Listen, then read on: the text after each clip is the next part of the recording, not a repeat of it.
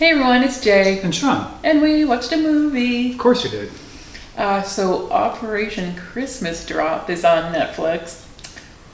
Oh, the season has started. The season to be merry, Sean. So watch yourself here. Try to contain the barbs. I know you're already... I was going to make fun of you for having watched a Christmas movie. Excuse me, sir. Yeah, well, this is way before the time that you normally permit such things. That is right, but that is in my personal life, and I think we both know that I make sacrifices for my professional life. That's all right. very, very diligent of you. I thought so. And I didn't even try to involve you in this, and you're still complaining, so that's weird. Anyways, Operation Christmas Drop. Brand new holiday movie on Netflix, but it is very much like the Lifetime Movie Network, Hallmark movie channel. They do lots of holiday movies there. They've really made it a year-round endeavor. People just love romantic Christmas movies. They do. And this is one of those movies. So Netflix is definitely in on the game of holiday movies for 2020. They have been for some time. Some of them are good, some of them are Hallmark-esque, so it depends on whether you love or hate those. This one is probably not quite to the heights of some of their others. I don't think this will be spawning a franchise. It's no Christmas Prince, let's just say. No. I know. So it stars Capt, the lovely Capt, who has done a lot of these movies now. She was in The Night Before Christmas last year. She did not star, but she appeared in it. And starred in The Holiday Calendar the year before that. That one I actually really liked. It does seem like there's a very small number of actors in these movies. They just are doing the same thing over and over again. It's a small world, yes. And so definitely people can eat filming Christmas movies year-round. Yes, they can eat well. Mm-hmm. Not just leftover turkey. There you go. So one way, though, in which this movie differs from the normal kind of Christmas movies or holiday movies we get from Hallmark and Netflix and Lifetime, the LMN, is its setting. So when we meet Erica, played by Capt, she's a congressional aide. So she's in Washington, D.C. She works for a congresswoman, Bradford, played by Virginia Madsen. And she gets sent to this Air Force base because she needs to write a report looking for ways to cut expenditures. And really, her boss would really like her to be recommending that this one is just closed altogether. But she's looking for inefficiencies. They really need to trim the budget. So off she goes to Guam. And I have to say, I have not seen a lot of movies set in Guam. This may be the first, I'm not sure, but I think it will not be the last because it turns out that Guam is completely gorgeous. Beautiful, beautiful, beautiful. But tropical places are not usually the settings for Christmas movies. Even though lots of people with warm climates celebrate Christmas or celebrate some sort of holiday, these movies are almost always in snowy locations because somehow that adds to the romance. TV Christmas. That's right. And our Christmas, but... Yes, we're in Canada. We can't help it. We pray for a green Christmas every year. It never happens. It never happens, except for the except for the Christmases where we go away. That's right. So we've seen a few green Christmases in Texas and Florida and Hawaii and Mexico.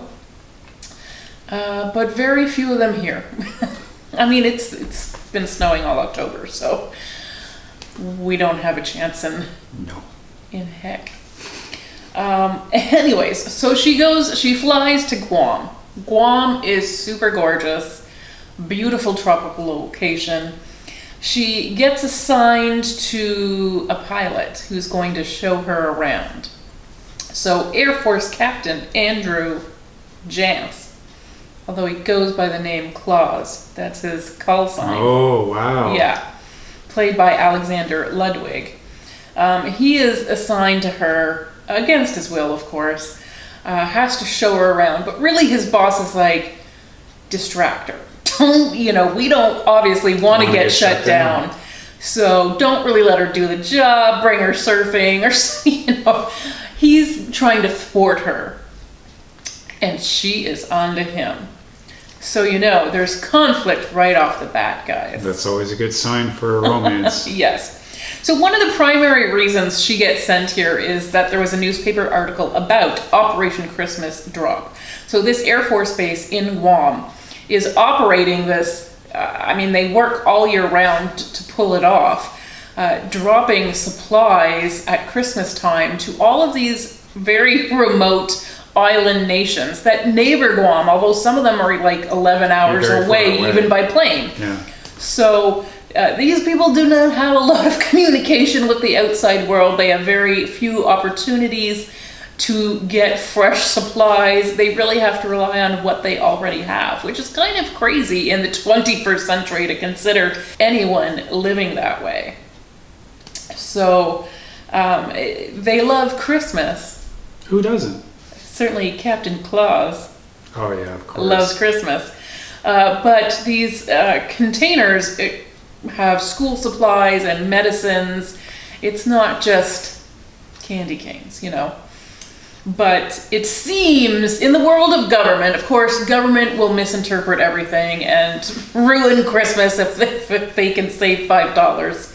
So they really feel like this is the new face of waste in the military, and so... Oh, there's a lot of... What? Oh, it's just funny. I'm sure this funny. is pretty realistic, but... Yeah, well, it is. That's a real operation that does happen at this base in Guam. So leave it to the government to misinterpret humanitarian aid and decide to make it the poster child of government waste. It doesn't make sense. They need that money to spend on $1,000 pencils. That's right. And how dare you try to take that away from them? They need lots of them. I guess they do, yeah. Especially if they're dropping them out of airplanes all the time. Anyway, so once she's there, Erica, of course, sees how well-intentioned and beneficial this whole thing is. But she's got, the push of all the very kind people at the Air Force Base, and then the pull of her boss, who really wants to get those corners cut so she can look good in her role. And there's a promotion on the line. So she's really straddling. She's promising things to both sides that she certainly can't deliver both, if any. But she's gonna need a Christmas miracle. That does come up, oddly enough, yes. It was a solid. Yeah. Solid, and you know what? They cannot have a snowstorm, so they pull out a tropical storm instead. Brother Bruce is on hand. Apparently, he's a real guy in Guam who volunteers his time every single day to radio these island nations and just tell them, what the weather is like and what the news from the mainland is. So he has a role in this film. I have to confess, though, this Alexander Ludwig is such a lunky lug himself. I assumed he might be a real-life person. He's not. He is an actor who has been acting in acting things. So he's just not well. Really bad. No, not well. Oh, I couldn't even bear to look at him, I have to say. He has got a potato head. It is a problem when it is a question of, are you a real actor or are you a real person? Yes, just I thrown know. into this movie. I know. It was embarrassing for all of us. Apparently, he has been in stuff. He started on the Hunger Games. He was recently in Bad Boys for Life. Oh. And he's on a show, the Vikings show, Vikings. Okay. So apparently he knows, or someone clever on the set of Vikings knows about the potato face, and he wears like quite a big beard that helps, disguise his lack of a jaw. But he has to be a very clean-cut because he's a captain. pilot. Yeah. So I don't know, as a romantic lead, especially across from Cat Graham, who is luminous and lovely, it feels like they're maybe not super well matched. So when I watch a movie like this, which is not, again, my personal taste, but I'm watching the full movie because I need to be able to assess, is this among the best Christmas movies on Netflix? No, it is not. Is this a good Christmas movie on Netflix? I don't think it's good. It is not even as good as, like, the other crappy movies I've seen. Oh, wow. I think if you're looking for a fix, you'll get it.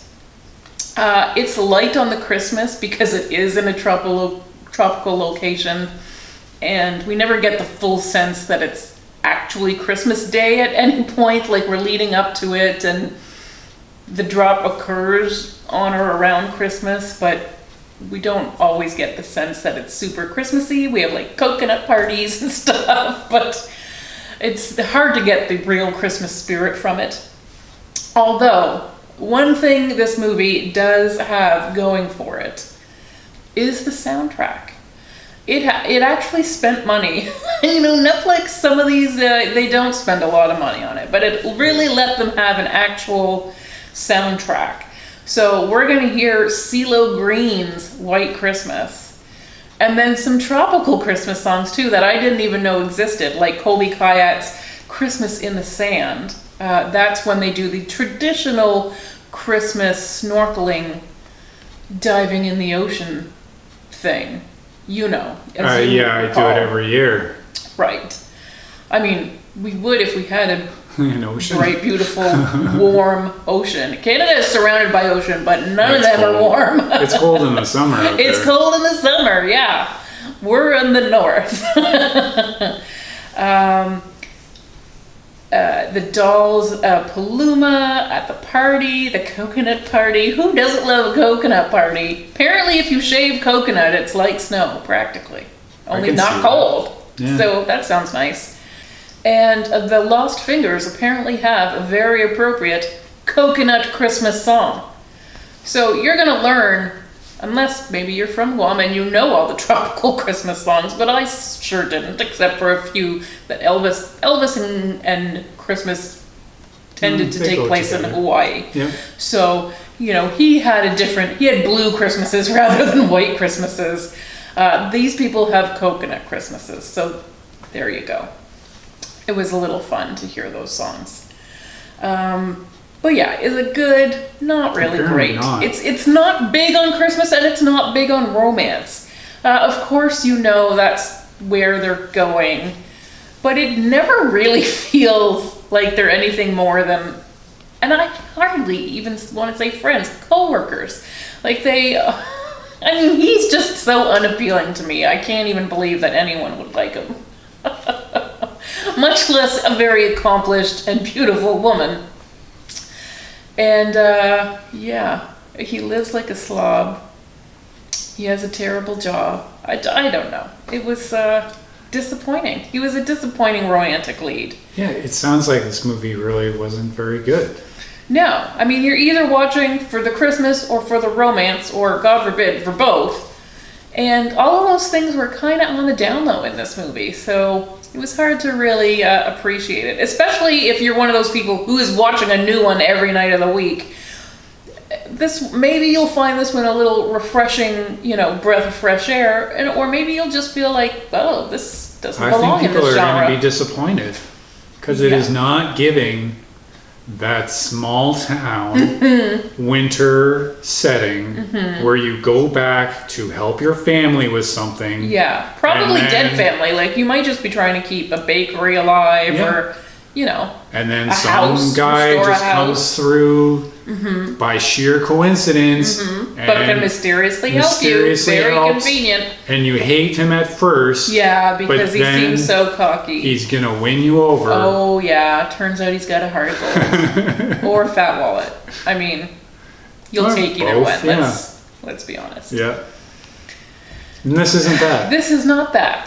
So, I mean, I guess it's a good one to be watching in November because you're not fully committed to the Christmas spirit yet, and neither are they. So it's just sort of a movie that exists on Netflix with very low undertones of Christmas and romance. So there you have it. There you have it. There you have it. Thanks for watching it, Jay. Yeah, I'm sorry. Watch the Christmas calendar instead. I actually found that one to be quite charming. And Cat Graham is used a lot better. So the Christmas calendar can also be found on Netflix.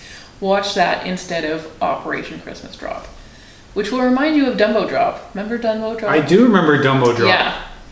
That too, it was an outreach effort in the Vietnam War. With elephants. Win the favor of the villagers by getting them an elephant. Well, I don't even think it was for Christmas. Maybe somebody's birthday. I don't know. It's been a while.